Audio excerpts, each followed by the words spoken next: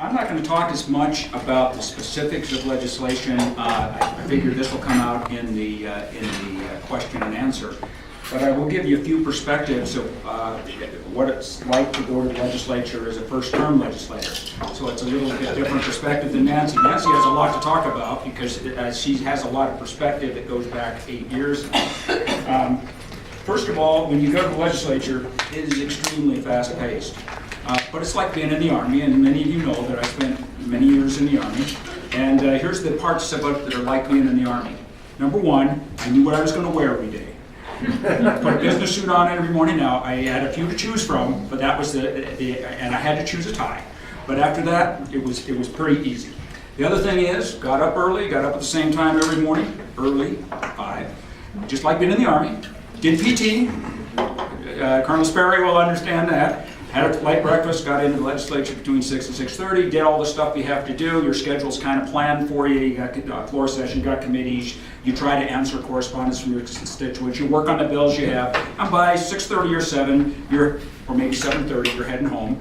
You do a little bit of homework, you go to bed, and then you repeat, and repeat, and repeat. And that's the way it goes, and I'm not complaining. Because if you're going to go to the legislature, you're going to get things done in 90 legislative days, and you're committed to working and doing the people's work, you've got to put in that level of effort. Otherwise, you run out of time.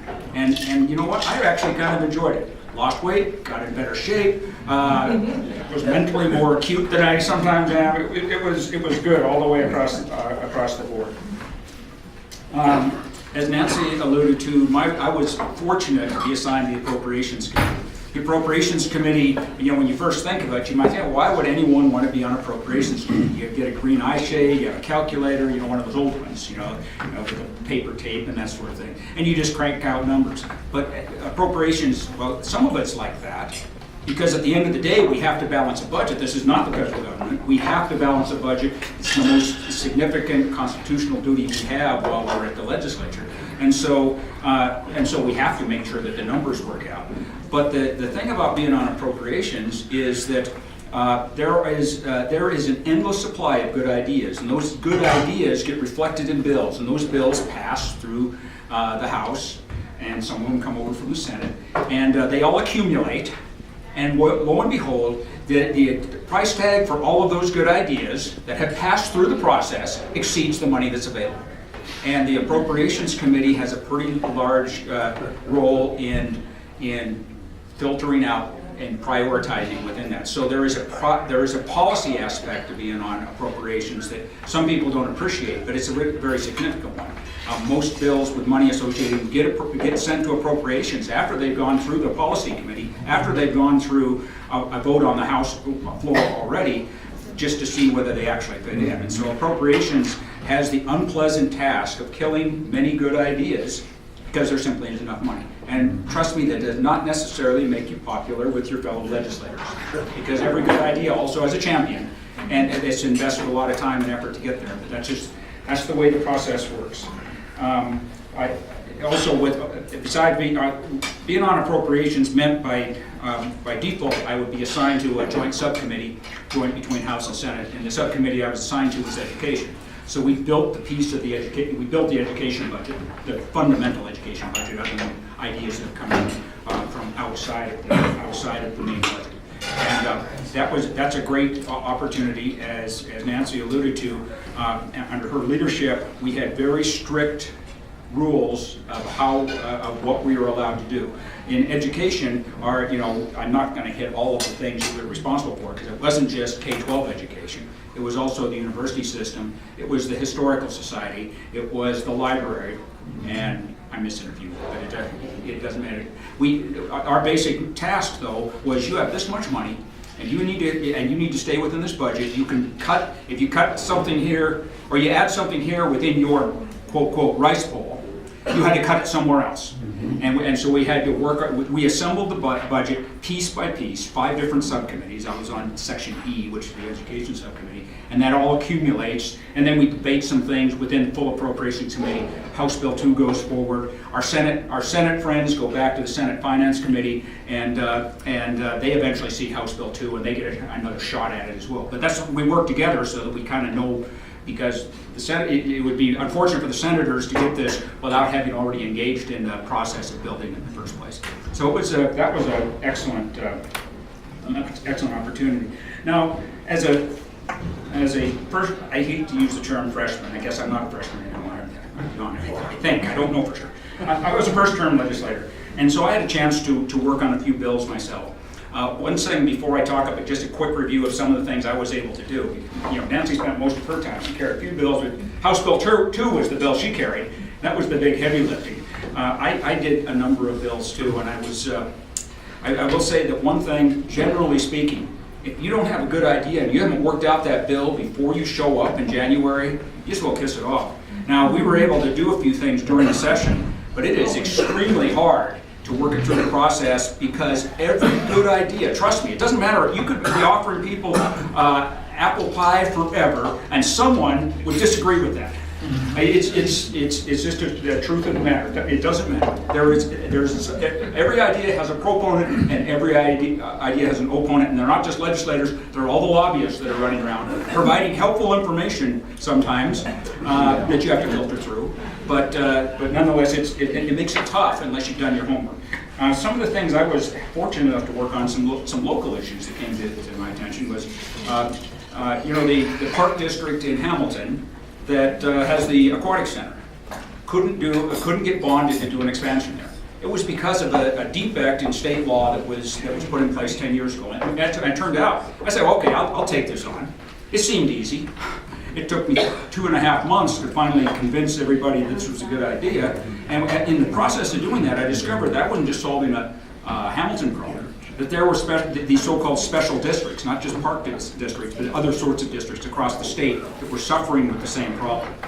We were able to fix that.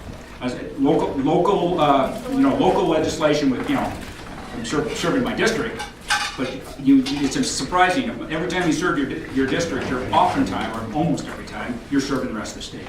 Another thing I did, Darby had an issue. They received a very large endowment a few years ago.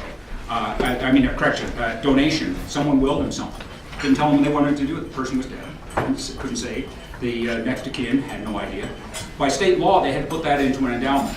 The endowment had to be managed per very conservative state investment rules, and all they could access was essentially the proceeds of the endowment.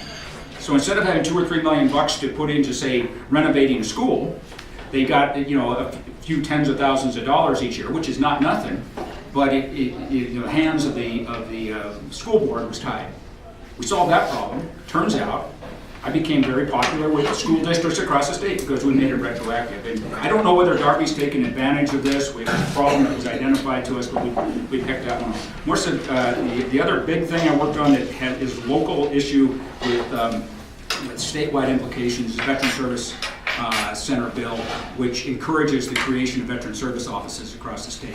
That was a long and arduous process. Colonel Sperry and I didn't always agree on the approach I was taking, but at the end of the day, we ended up with a decent bill. Don't think it's a perfect bill, but it's a bill that passed. It's policy that's in place, and in the process of doing that, I was able to convince the state adjutant general that this concept was a good idea instead of a threat to his organization. So I'm looking for some good things here. Locally, it means a little bit of additional funding to augment what we county taxpayers are already providing for our service center.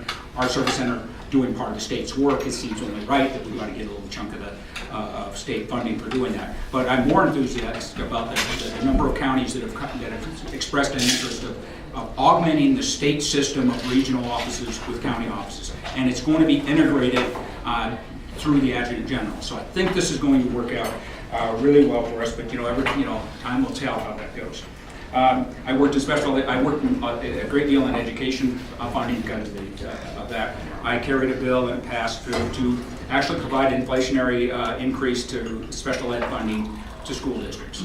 There had been an ask for an additional $2 million on top of that. I did my research on this, and there was no way to justify that extra $2 million.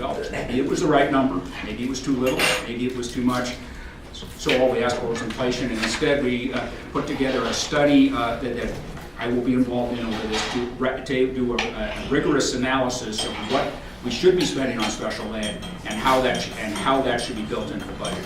That's work, I guess, starts next Wednesday when I go over to the Legislative Finance Committee meeting in Helmand on one of my interim assignments. Probably the other thing that I worked on, I didn't carry direct legislation on this, but we succeeded, and this was largely our work on the Joint Subcommittee for Education.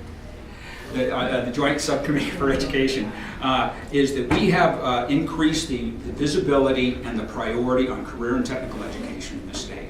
I don't say that we've solved this problem, but part of addressing a problem is acknowledging it exists. We brought, within the Joint Appropriations Committee on Education, we brought the Commissioner of Higher Education to the table, and he's agreed to make this a priority within the university system. Now, how that's going to play out, don't know. But I have another study that I part of the study bill I had for special education also includes study of career and technical education during the interim, so that we can hopefully be in a position to take whatever legislative action is necessary to support the efforts that are going to be done in the university system. And with that being said, there are a few more things I could say, but I won't. I'm going to wait for questions. Thank you.